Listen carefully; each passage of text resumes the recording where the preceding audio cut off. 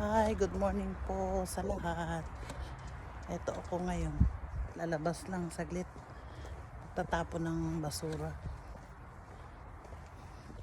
Mainit pero medyo malamig naman ang simoy ng hangin.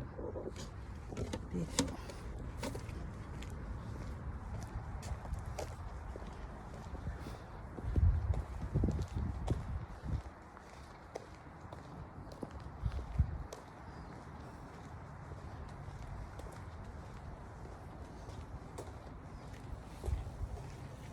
Dito tayo sa recycle.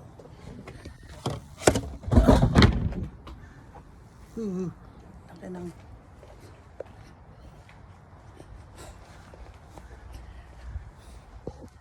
ganyan po ang trabaho kasama ang lahat. Housekeeping, light housekeeping lang.